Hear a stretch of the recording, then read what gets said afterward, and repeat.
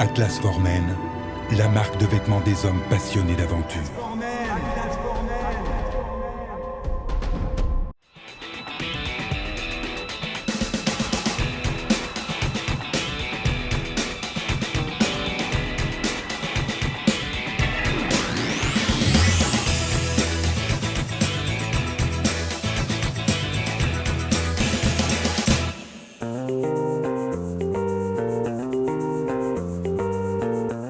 Amis skieurs, bonjour à tous et bienvenue dans À vos skis, l'émission qui s'intéresse à la découverte des domaines skiables.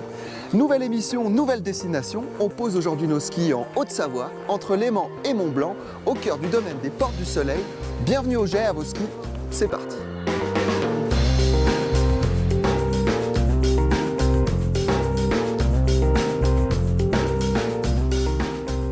Au sommaire d'Avoski, nous vous ferons découvrir les 120 km de piste, nous skierons sur la piste mythique de la Gazelle, on s'amusera comme des enfants sur le territoire des Indiens, on partagera le travail des pisteurs, on fera un retour en arrière, mais pour commencer cette émission, direction le Mont Chéry pour rencontrer un champion local.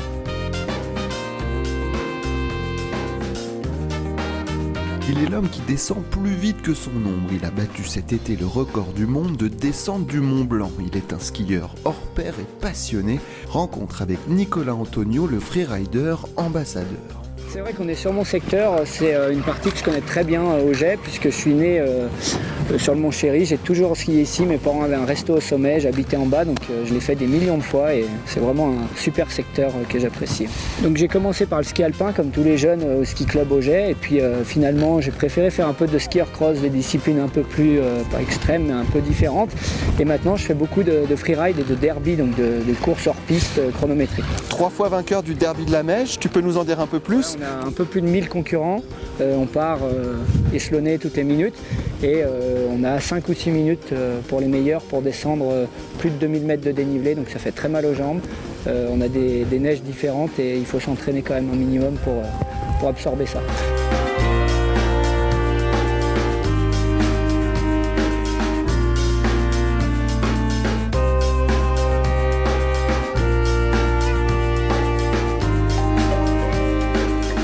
Cet été où tu as battu un record atypique, est-ce que tu peux nous en dire un peu plus ?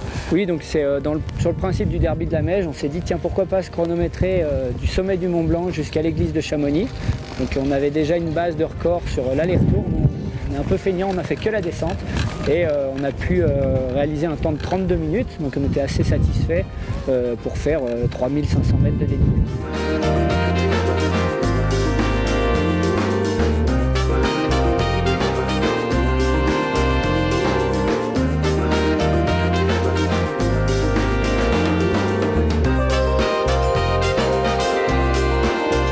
C'est vrai qu'on a une diversité de pistes, on a des pistes très faciles pour les débutants jusqu'aux très raides, on a un border cross, on a beaucoup d'infrastructures qui nous permettent de nous entraîner dans plusieurs disciplines, d'où une diversité aussi de champions et de résultats dans un peu tous les domaines.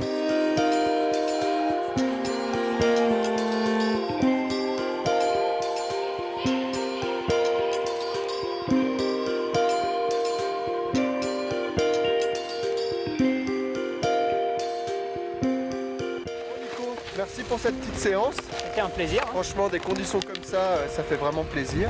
On a rendez-vous avec Daniel de Bernard. Tu nous emmènes, on passe par les bois. On fait l'itinéraire bis. Et puis moi je vais prendre le Steadicam et comme ça je vais faire des images de toi en skiant. Des images embarquées. Ça marche ? Parfait. Allez, je l'embarque, hein, vas-y. Merci.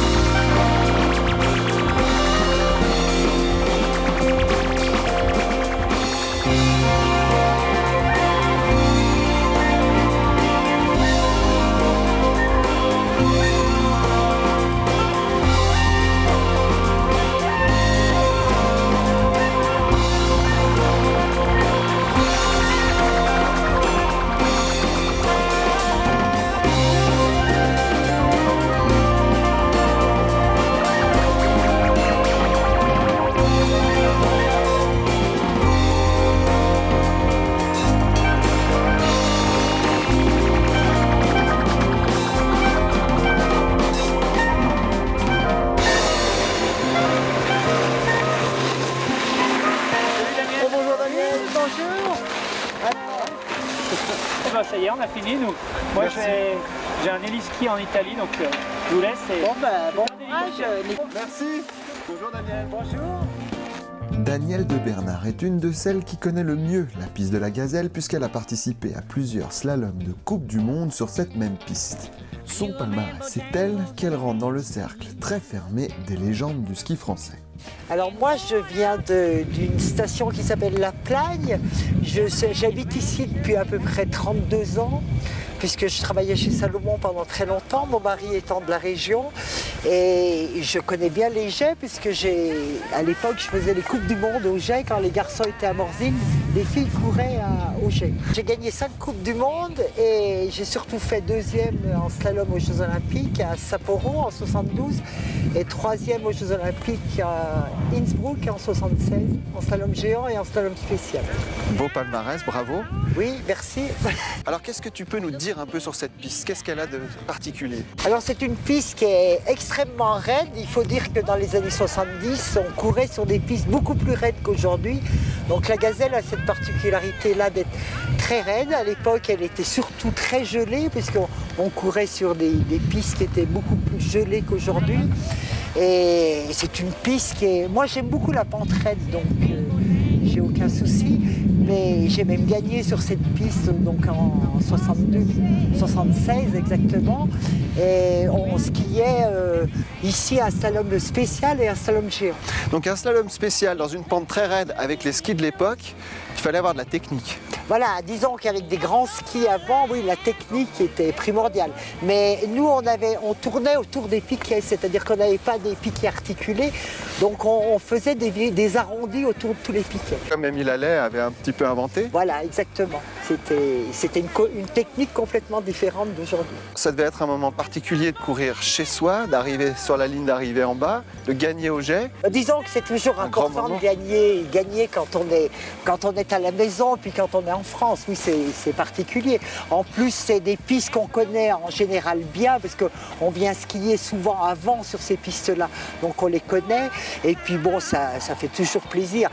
Je dirais que quel que soit l'endroit, ça fait toujours plaisir de gagner. Aujourd'hui, tu continues de faire ton métier de monitrice de ski, avec justement des nouveaux skis. Quel regard tu portes sur l'évolution du ski? Disons qu'aujourd'hui, on skie avec des skis beaucoup plus courts et beaucoup plus taillés. Donc, moi, je trouve que c'est très amusant parce qu'on a beaucoup de sensations sur les skis. On arrive à accélérer très vite dans le virage. En plus, avec les petits skis, on passe partout. Et puis, je dirais pour le grand public, c'est bien parce que c'est beaucoup plus à la portée de tout le monde. C'était beaucoup plus difficile de skier avant avec des grands skis parce qu'il fallait une technique à peu près parfaite pour vraiment se faire plaisir. Aujourd'hui, quel que soit le niveau qu'on a, on arrive à se faire plaisir sur les skis. Et ça, c'est une grande évolution. Quel public on a ici au jet? Alors on a surtout des familles, c'est une station familiale à la base, mais qui est très bien fréquentée. On a un peu de tout, on a des très bons skieurs, comme des gens qui viennent skier depuis longtemps ici, donc qui évoluent un peu partout assez facilement. Mais c'est une station qui est plutôt agréable parce qu'on a un peu tous les types de pistes. On a des pistes difficiles, on peut faire du hors-piste, on a beaucoup de pistes bleues et rouges. Et puis c'est un domaine qui est très ensoleillé, donc c'est très agréable à skier. Nous, on doit rejoindre le territoire des enfants au jet. Le territoire des enfants, c'est complètement à l'opposé du Mont-Chéry, c'est sur le territoire des Chavannes. Alors ça s'appelle en fait le territoire des Indiens. C'est super pour les enfants, je pense que c'est une des pistes les plus fréquentées des jets. Daniel, merci beaucoup d'avoir pris le temps de merci à vous. raconter tout ça. Et puis nous, on va faire les cow-boys dans la descente pour retrouver les Indiens plus loin. À bientôt. Bon ski. Merci Daniel.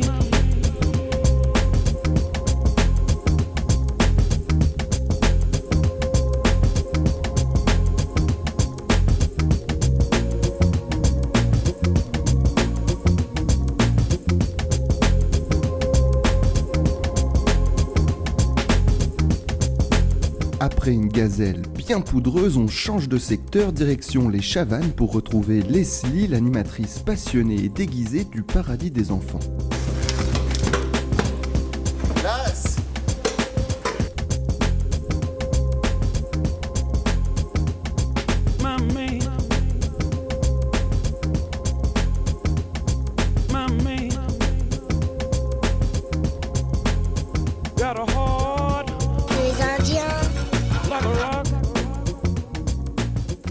est sur le territoire du Grand Cri, plus précisément sur la piste des Indiens. Donc c'est un secteur pour les débutants qui accueille les familles. C'est principalement une piste qui a été créée pour les enfants.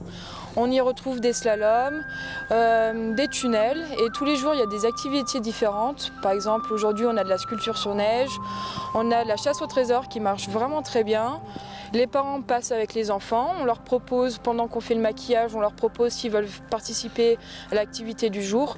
Et vraiment, non, les enfants ne restent pas avec nous, ils skient avec les parents. Et on leur propose les jeux, des fois on peut skier avec eux sur la piste. Voilà, presque tout est possible et imaginable sur la piste des Indiens.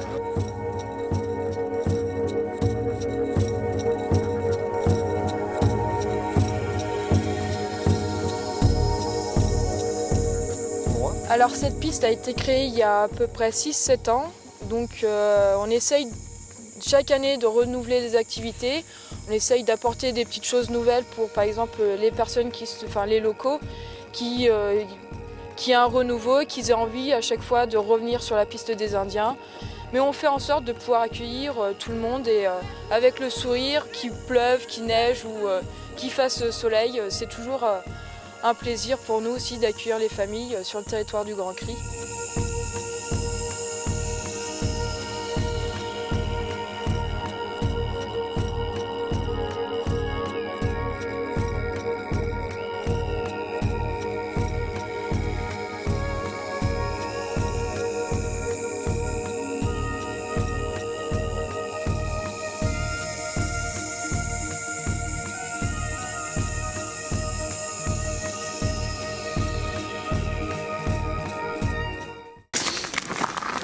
Allez, on va retrouver Daniel Contat, l'hôtel l'Ours Blanc, on a rendez-vous. On va tout savoir des jets. Et oui, Daniel Contat est autant passionné par le ski que par son village. Il est l'auteur d'un livre qui retrace l'histoire de l'école du ski français des jets. Oui, effectivement, j'ai grandi ici et j'ai grandi à travers l'histoire des jets, c'est vrai. Même si on a tendance à dire que je suis une encyclopédie vivante parce que j'ai réalisé ce travail sur l'histoire des jets à partir des années 1930, 36 et 37. Et donc l'année également où a été construit le premier téléski au jet. En réalité, le premier téléski qui a été construit donc, en France, le premier téléski Poma, est un téléski qui a été construit à l'Alpe d'Huez, et le téléski des jets, qui est la propriété de M. Servettaz, lui a été construit dans les années 36-37. Pour la bonne et simple raison qu'un jour, il y avait des skieurs qui remontaient à pied le long de cette piste dite de la boule de gomme, et il a tendu l'oreille et il a entendu les skieurs qui disaient « mais enfin, personne n'a eu l'idée de faire un téléski encore ici ». Et là, M. Servettaz a dit « écoutez, je vous ai entendu, je vais le faire ».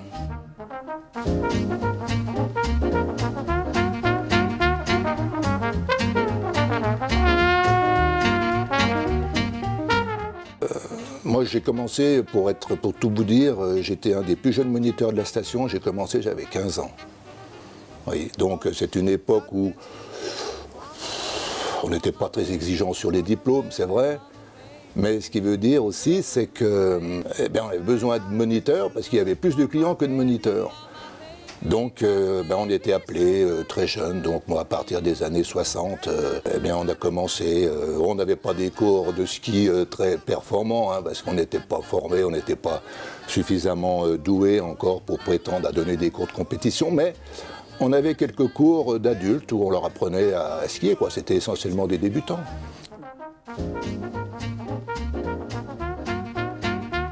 Comment les politiques et les habitants ont accueilli le tourisme au jet ? Écoutez, ça a été à la fois long et à la fois rapide.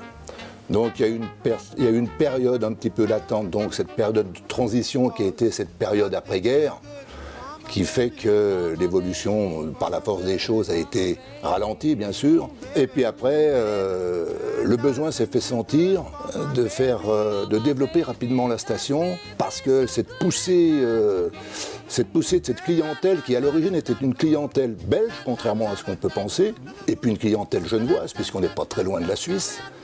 Donc il y a eu un engouement extraordinaire pour pour tout de suite donner l'idée aux élus de développer Vitesse Grand V, notre station, ce qui en réalité a été fait. Et on en est là aujourd'hui où on fait partie d'un domaine extraordinaire à travers les Portes du Soleil, entre parenthèses, qui est un domaine parmi les plus beaux domaines du monde. Et donc je crois qu'on peut dire aussi aujourd'hui que tout cela est grâce en partie, évidemment, à la population, mais aussi aux élus. For my baby, sugar baby, nothing's too good for my baby, 'cause baby's so good and kind to me.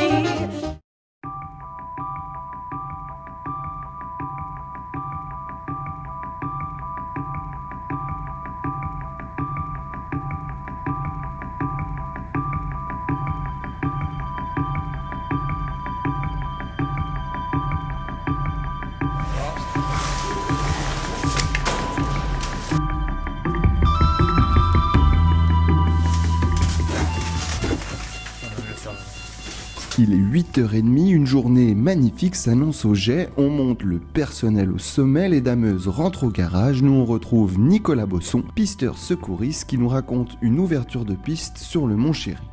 Le principe des ouvertures, c'est qu'on passe les premiers derrière les machines le matin, ouvrir les pistes, donc on contrôle chaque piste, on regarde qu'il n'y ait pas de problème et derrière nous, après on peut envoyer les clients. Jean-Paul pour Nico. Oui. Chéry Nord ouvert. Quelle surprise on peut avoir le matin comme ça quand on est pisteur? Ça peut nous arriver peut-être une petite machine en panne, quelquefois ça arrive, c'est rare. Autrement, rien de spécial, enfin, à part le matériel qui peut être déplacé aussi. En principe, il n'y a pas de gros soucis, quoi. On devient pisteur comment? Par envie, par passion? Mon cas personnel, oui, c'est plutôt une passion du ski tout petit, au ski club, et puis ensuite, voilà, travailler en plein air. Alors si tu devais nous décrire le Mont Chéry avec tes mots de pisteur, comment tu qualifierais ton secteur à toi? Plutôt un bon secteur. On a 4 pistes noires, une piste rouge, une piste bleue. Enfin, plus de pistes rouges, mais en principe, c'est un joli domaine, quoi. Si des téléspectateurs ont envie de devenir pisteur, quels sont tes conseils pour arriver à faire ce métier? Qu'ils le fassent avec passion, s'ils sont à un bon niveau de ski, s'ils veulent travailler en plein air, qu'ils aiment la clientèle. Voilà, il n'y a pas de souci, la porte est ouverte. C'est quoi le meilleur moment de la journée quand on est pisteur? C'est l'ouverture du matin ou la fermeture du soir? Pour moi, l'ouverture. Voilà. Avant les clients, on est tout seul sur le domaine. Donc voilà, c'est une sensation particulière.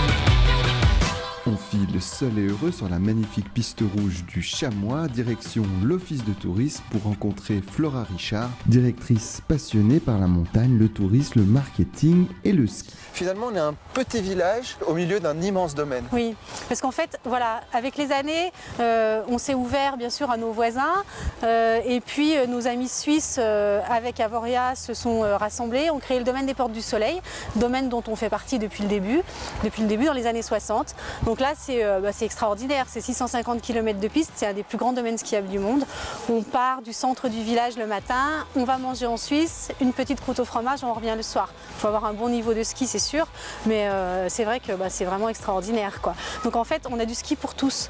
Les petits, on a des sapins, on a les petites pistes faciles, et puis on a la possibilité de vraiment skier et tous les jours d'avoir des pistes nouvelles sur l'immensité des Portes du Soleil. Donc ça, c'est vraiment une force. On voit que c'est une station, un village qui a changé, qui a évolué au fil du temps. On l'a vu hier avec Daniel Contat qui nous a raconté. Quels sont les bras de levier dont vous disposez en tant que directrice d'office pour justement faire monter en gamme une station de ski? Alors c'est à la fois la clientèle, la situation géographique qui nous ont aidés, je dirais, à tendre vers cette montée en gamme qui était de toute façon indispensable parce qu'aujourd'hui le client cherche vraiment un produit de qualité. Donc l'aéroport de Genève avec une clientèle européenne, des anglo-saxons entre autres, qui sont venus, qui se sont intéressés à notre produit, qui ont rempli des périodes un peu plus creuses pendant lesquelles, par exemple en janvier, on avait un peu moins de monde. Voilà, ce qui fait que leur demande, la demande globale, nous a poussé à développer. Puis surtout, les jets, c'est toujours aujourd'hui géré par les gens des jets. Et ils ont une notion de l'accueil, de la qualité qui est toujours présente. Et donc, c'est bien accueillir, donc c'est proposer un produit de qualité. My name is Ralph and I am from Shropshire in England. And I've come here with a bunch of friends who invited me to join them. And enjoying every moment of it. I'm from Stockholm in Sweden, and we came here because I've been in Avoriaz before and I like to ski, and we have friends that stay here and they told us this is very good for kids. So yeah, that's why we're here. It's close to the airport, the Geneva airport, so it's good for us as well. Pendant que notre équipe part goûter aux joies de la gastronomie locale, on voulait savourer le conseil du pro. Moi c'est Flora et j'ai l'honneur aujourd'hui de vous donner le conseil pro pour skier en poudreuse, donc dans notre belle station des Jets. Alors je vais aller retrouver Benjamin, là mon client qui est en train de galérer un petit peu plus bas dans la poudreuse. Juste les petits conseils avant de partir, quand on skie en poudreuse, on se met légèrement en arrière pour laisser sortir un petit peu les spatules. On est bien appuyé sur ses deux pieds et on essaye de rebondir un petit peu dans la neige pour pouvoir sortir ses skis de la poudreuse. Avec ça, normalement, pour les premiers virages, ça devrait le faire.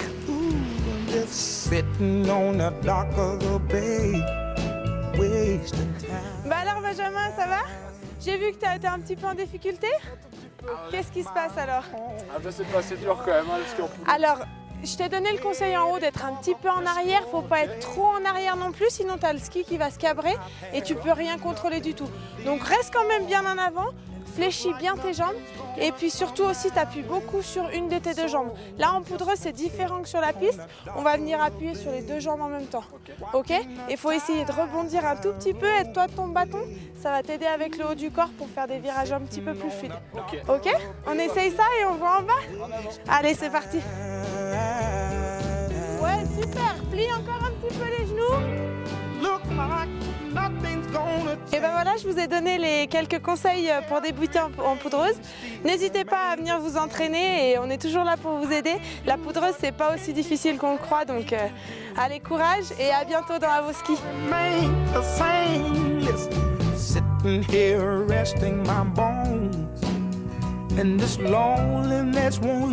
Venir skier aussi parce que c'est vaste, il y a plein de pistes différentes, c'est sympa, le cadre est magnifique.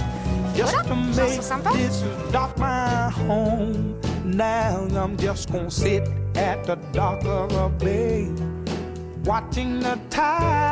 Ben voilà, on espère que vous avez apprécié cette superbe station des Jets. On se retrouve très bientôt dans Avoski. Bye bye.